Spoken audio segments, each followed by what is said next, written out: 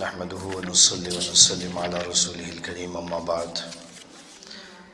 سورہ نساء کی آیت نمبر 76 کا ترجمہ، اس کی تفسیر اور مضامین آپ کے سامنے آئے۔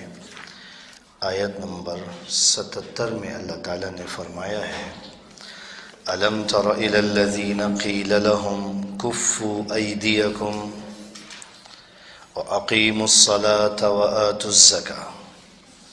علم ترا، کیا آپ نے نہیں دیکھا، الا طرف، الذین ان لوگوں کے جو، قیلا کہا گیا، لہم ان سے، کفو روک لو، ایدیکم اپنے ہاتھوں کو، وَأَقِیمُوا اور قائم کرو، الصلاۃ نماز کو، وآتوا اور ادا کرو، الزکاۃ زکوٰۃ کو۔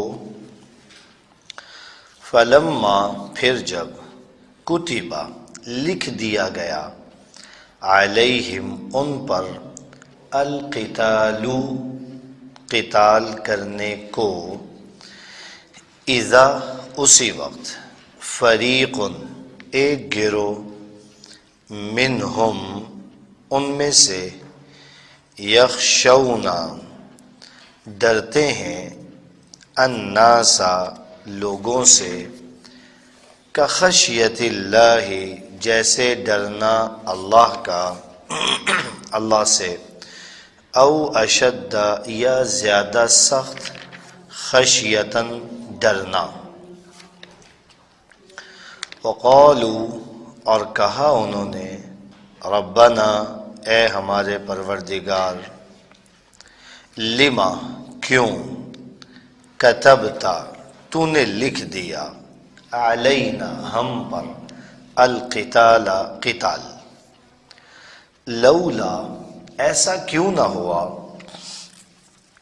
اخرتنا تو ہمیں ڈھیل دیتا، الی اجل طرف ایک مدت کے، قریب قریب کی، قل آپ فرما دیجئے، متاع سامان، الدنیا دنیا کا، قلیل تھوڑا، والآخرۃ اور آخرت، خیر زیادہ بہتر ہے، لمن اس کے لیے جو، اتقا تقوی اختیار کرے، ولا تظلمون اور تم پر ظلم نہیں کیا جائے گا، فتیلا دھاگے برابر۔ الم تر الی الذین قیل لهم کفوا ایدیکم، کیا آپ نے ان لوگوں کو دیکھا نہیں جن سے کہا گیا، کیا آپ نے ان لوگوں کو دیکھا نہیں جن سے کہا گیا کہ اپنے ہاتھوں کو روک کر رکھو، وَأَقِيمُوا الصَّلَاةَ وَآتُوا الزَّكَاةَ اور نماز قائم کرو اور زکوٰۃ ادا کرو، اور زکوٰۃ ادا کرو۔ فَلَمَّا كُتِبَ عَلَيْهِمُ الْقِتَالُ پھر جب ان پر لڑائی کو فرض کر دیا گیا، جنگ کو فرض کر دیا گیا، اذا فریق منہم یخشون الناس کخشیت اللہ تو اسی وقت ان میں سے ایک گروہ لوگوں سے ایسے ڈرنے لگا جیسے اللہ سے ڈرنا، او اشد خشیہ بلکہ اس سے بھی زیادہ ڈرنا،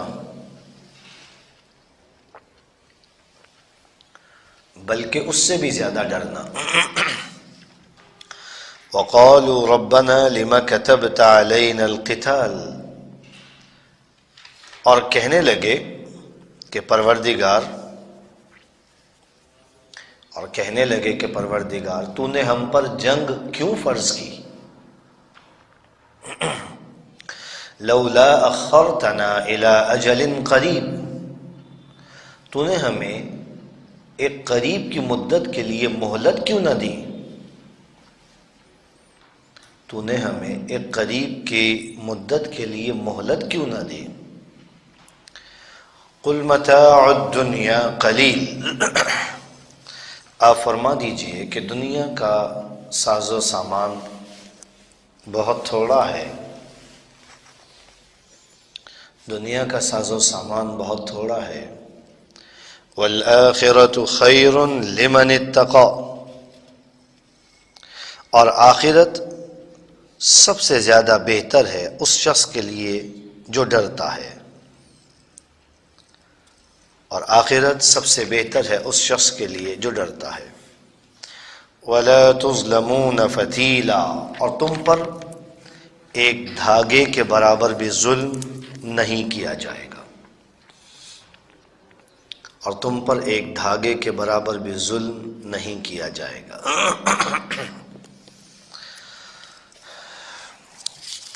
جب تک مسلمان مکہ مکرمہ میں تھے، ہجرت کا حکم نہیں ہوا تھا، مسلمان ظلم و ستم کی چکی میں پس رہے تھے، مشرکین کی طرف سے بے پناہ مظالم برداشت کرتے تھے۔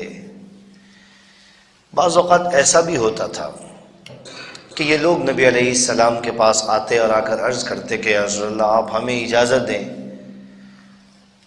ہمارے ہاتھ میں بھی تلوار ہے، ان سے جنگ کرتے ہیں، دیکھ لیں گے یہ کتنے پانی میں ہیں، آپ ہمیں بس ایک مرتبہ اجازت دے دیجئے۔ مطلب بغیر اجازت کے تلوار اٹھانا مناسب اس لیے نہیں تھا کہ جن کے کہنے کے اوپر چل رہے ہیں ان سے پہلے اجازت تو لیں، نبی علیہ السلام سے پہلے اجازت تو لیں۔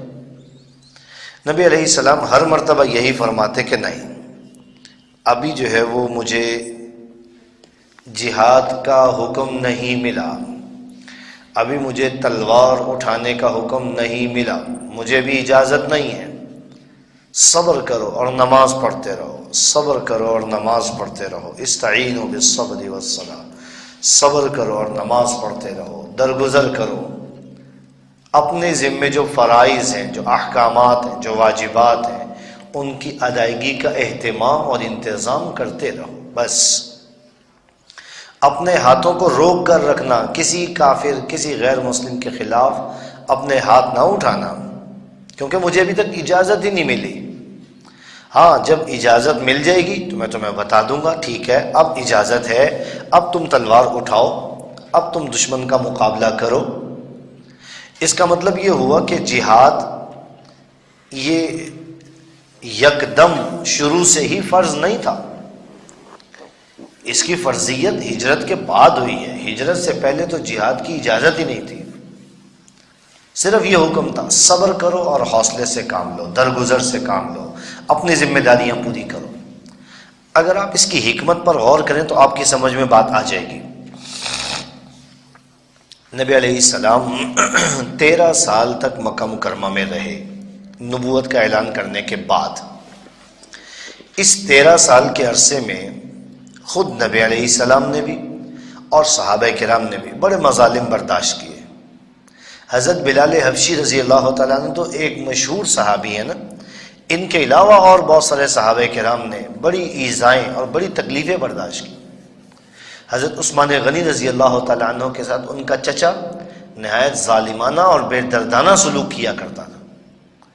حضرت خباب بن ارت رضی اللہ تعالیٰ عنہ، ہو سکتا ہے آپ میں سے بہت سو کو ان کا نام بھی نہ آتا ہو، حضرت خباب بن ارت رضی اللہ تعالیٰ عنہ، ان کے ساتھ یہ معاملہ ہوتا تھا کہ ان کو یعنی تپتے ہوئے کوئلوں کے اوپر، جلتے ہوئے کوئلوں کے اوپر لٹایا جاتا تھا، ان کی چربی پگھل جاتی تھی، اور انہوں نے بعد میں دکھایا حضرت عمر رضی اللہ تعالیٰ عنہ کو کہ ان کے جسم کے اندر اتنا بڑا گڑا پڑ گیا تھا پیچھے کہ اگر انسان جو ہے وہ ہاتھ ڈالے مٹھی بنا کے تو پوری مٹھی جو ہے وہ اس میں گم ہو جائے۔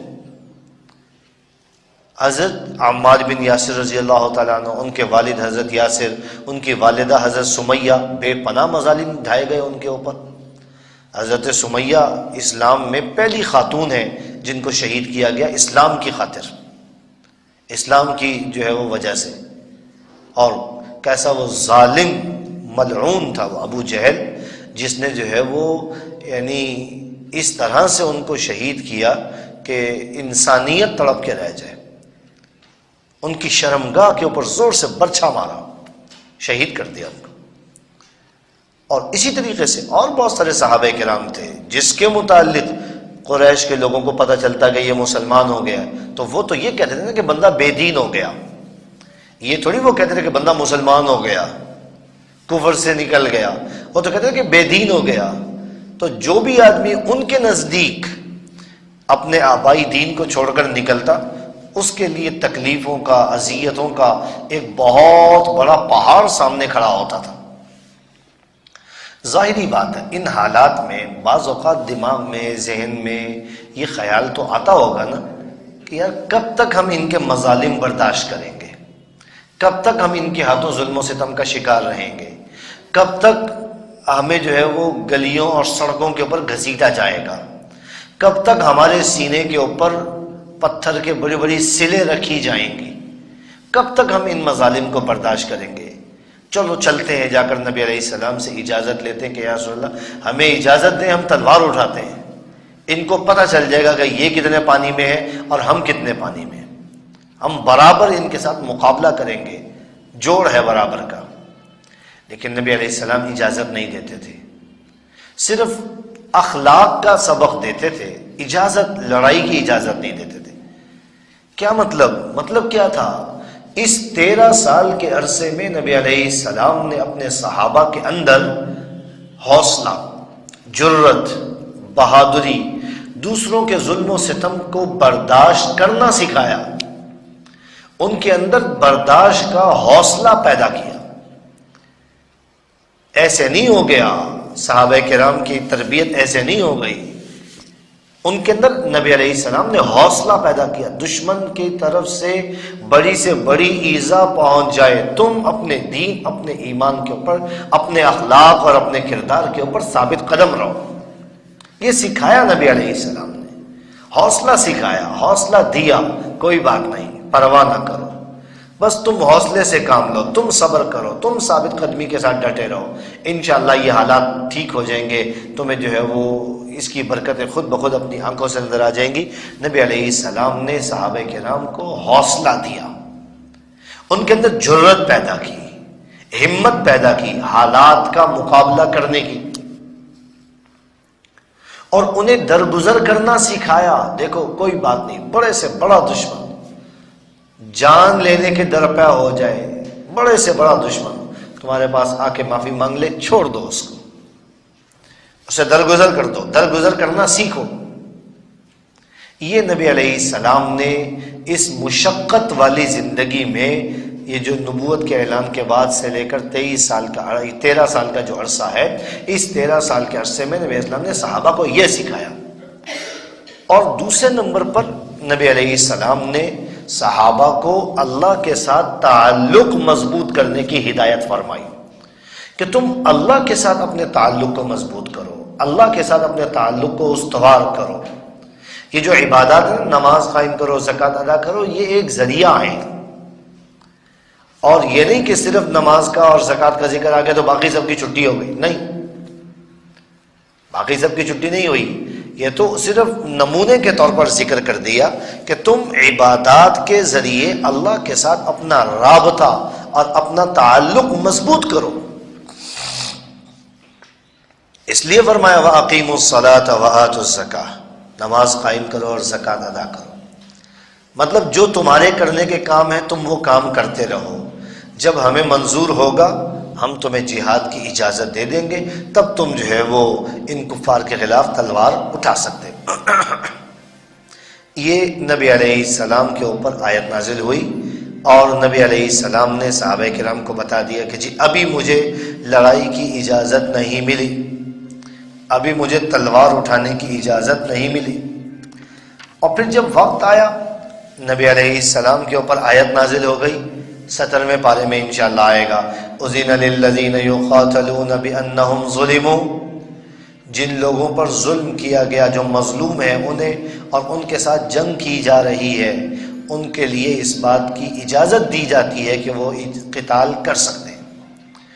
وہ جواب دے سکتے ہیں، اپنا دفاع کر سکتے ہیں، تلوار کے بدلے میں تلوار اٹھا سکتے ہیں، ان کو اجازت دے دی گئی۔ چنانچہ وہ جو جس کا میں نے آپ سے ذکر کیا سورہ حج کی آیت کا میں نے آپ کو حوالہ دیا 17ویں پارے میں، اس میں اس بات کو نمایاں کر دیا گیا کہ اب مسلمانوں کو جہاد کی اجازت دی جا رہی ہے۔ پہلے اب تک اجازت نہیں تھی تلوار اٹھانے کی، اخلاق کا درس دیا، ان کو درگزر کرنا سکھایا، معاف کرنا سکھایا، یہ سکھایا کہ دیکھو اپنی ذات کی خاطر کسی سے بدلہ نہ لینا، اپنی ذات کی خاطر کسی سے بدلہ نہ لینا، یہ سکھایا نبی علیہ السلام نے، قرآن نے یہ سکھایا۔ پھر جب دیکھا کہ یہ مزاج بن گیا ہے، یہ مزاج پختہ ہو گیا ہے، تو اللہ تعالیٰ کی طرف سے پھر حکم آ گیا کہ چلو ٹھیک ہے بھائی، اب تم تلوار اٹھا سکتے ہو، تمہارے اوپر بہت ظلم و ستم ہو چکا، اب تم تلوار اٹھاؤ۔ اچھا، جب تلوار اٹھانے کا حکم آ گیا، جب تک تلوار اٹھانے کا حکم نہیں تھا تو یہ آ کے جو ہے وہ نبی اسلام سے درخواستیں کرتے تھے کہ یا رسول اللہ کوئی آیت نازل ہو، کوئی سورت نازل ہو جس میں جو ہے وہ ہمیں جہاد کا حکم دے دیا جائے، قتال کا ہمیں حکم دے دیا جائے۔ اچھا، جب آیت نازل ہو گئی تو بعض کچے جو ابھی جو ہے وہ نئے نئے مسلمان ہوئے تھے، جن کو اسلامی تعلیمات صحیح طرح معلوم نہیں تھی، یا وہ نبی علیہ السلام کے دین کے بنیادی اہم مقاصد سے واقف نہیں تھے، ان لوگوں نے یہ کہنا شروع کر دیا کہ پروردگار ابھی سے آپ نے ہم پر جنگ کو فرض کر دی ہے، اب ہم ساری زندگی جنگیں لڑتے رہیں، تھوڑا سا مہلت، یعنی تھوڑی سی مہلت اور مل جاتی، تھوڑی سی مہلت اور دے دیتے تاکہ ہم جو ہے وہ اس دنیا کی زندگی سے جتنا فائدہ اٹھانا ہوتا فائدہ اٹھا لیتے، تو ابھی سے آپ نے ہم پر جہاد کو کیوں فرض کر دیا؟ تو اللہ تعالیٰ نے اس کا جواب یہ دیا ہے کہ دیکھو تم جس جہاد سے بچ کر دنیا کا ساز و سامان حاصل کرنا چاہتے ہو اور تم اس کے لیے جو ہے وہ تردد بھی کرتے ہو، مشکل بھی یعنی برداشت کرتے ہو، اگر یہ دنیا کا ساز و سامان اس کی حقیقت سمجھنا ہو تو یہ سمجھ لو کہ اس دنیا کے ساز و سامان کی اللہ کے نزدیک تو کوئی قدر و قیمت نہیں ہے۔ اللہ کے نزدیک تو اس دنیا کے ساز و سامان کی کوئی قدر و قیمت نہیں ہے، یہ تو معمولی سا فائدہ ہے، تھوڑا سا ساز و سامان ہے، آپ اس سے فائدہ اٹھا لیں، اس کے بعد یہ آپ کو چھوڑ کر جانا پڑے گا، یہ آپ کے ساتھ نہیں جائے گا، یہ تھوڑا سا فائدہ ہے، آپ اٹھا لیں بس۔ آخرت سب سے بہتر ہے، اور یاد رکھو آخرت میں پہنچ کر ایک دھاگے کے برابر بھی تم پر ظلم نہیں ہوگا۔ یہ تعبیر ارشاد فرمائی مبالغہ کرنے کے لیے، ورنہ دھاگا تو چھوڑیں آپ، کوئی ایک ایسی چیز جو بالکل باریک ہے اور جو ہے وہ جس کو ہاتھ میں پکڑنا بھی انسان کے لیے آسانی سے ممکن نہیں ہے، اللہ اس کے برابر بھی انسان کے اوپر قطعاً ظلم نہیں فرمائے گا۔ تو یہ جو فرمایا وَلَا تُظْلَمُونَ فَتِيلًا، تم پر ایک دھاگے کے برابر بھی ظلم نہیں کیا جائے گا، تو یہ ایک حقیقت ہے، اللہ کی بارگاہ میں ظلم نہیں ہے، اللہ نے ظلم کرنے کو اپنے اوپر حرام قرار دے رکھا ہے، لہٰذا اب اللہ ظلم نہیں کرتا، بندے اپنی جانوں کے اوپر ظلم کرتے ہیں۔ اسی وجہ سے تو فرمایا نا کہ جب قتال کو، جہاد کو ان کے اوپر فرض کر دیا گیا تو اب آپ جو ہے وہ ان کو چہرے دیکھیں، ان کے حالات کا جائزہ لیں، پتہ چلے گا کہ ان کے دلوں میں مخلوق کا خوف اللہ کے خوف سے زیادہ ہے، ان کے دلوں میں مخلوق کا خوف اللہ کے خوف سے زیادہ ہے۔ تبھی تو کہہ رہے ہیں کہ پروردگار تھوڑی سی مہلت اور دے دیتا، تھوڑی سی مہلت اور مل جاتی، اگر تیار ہوتے تو پھر مہلت نہ مانگتے۔ اس لیے یہ لوگ لوگوں سے ڈرتے ہیں، اللہ سے نہیں ڈرتے، یہ لوگوں سے ڈرتے ہیں کہ یار اگر جو ہے وہ دشمن سے آمنا سامنا ہو گیا اور دشمن نے مجھے قتل کر دیا تو کیا بنے گا، تو کیا بنے گا؟ اگر میرا ہاتھ کٹ گیا تو کیا بنے گا؟ پاؤں کٹ گیا تو کیا بنے گا؟ اگر دشمن مجھے قتل کرنے میں، میرا نشانہ لینے میں کامیاب ہو گیا تو میرے بیوی بچوں کا کیا بنے گا؟ چھوٹے چھوٹے بچے ہیں، میں کیا کروں گا؟ ان کی ضروریات کیسے پوری ہوں گی؟ ان کے زندگی کے معاملات کس طرح سے چلیں گے؟ انسان جس وقت یہ سوچتا ہے نا، معذرت کے ساتھ میری بات کا آپ برا نہ منائیں، جس وقت انسان یہ سوچتا ہے نا کہ یار میرے مرنے کے بعد میرے بیوی بچوں کا کیا بنے گا؟ اگر میں قتل ہو گیا، اگر میں شہید ہو گیا تو میرے بیوی بچوں کا کیا بنے گا؟ معذرت کے ساتھ جس وقت انسان یہ سوچتا ہے، میں یہ سمجھتا ہوں، یہ میری سمجھ غلط ہو سکتی ہے اور آپ اس سے اختلاف کر سکتے ہیں، لیکن میں یہ سمجھتا ہوں کہ اس آدمی نے اپنی حدود سے تجاوز کیا۔ اس آدمی کا یہ، یعنی اس آدمی کو یہ اس چیز کا حق ہی نہیں تھا کہ اس پہلو کے اوپر غور کرتا کہ میرے مرنے کے بعد کیا بنے گا، بیوی بچوں کی ضروریات کیسے پوری ہوں گی، اگر بیمار ہو گئے تو صحت کے مسائل کیسے حل ہوں گے، ایجوکیشن ہے، تعلیم ہے، اس کے مسائل کیسے حل ہوں گے، بچے چھوٹے چھوٹے سے ہیں۔ اس نے اپنی حدود سے تجاوز کیا۔ کیوں؟ وجہ یہ ہے کہ انسان کا خالق، انسان کا مالک اور انسان کا رازق وہ تو اللہ ہے۔ انسان کا خالق بھی اللہ ہے، انسان کا مالک بھی اللہ ہے، انسان کا رازق بھی اللہ ہے۔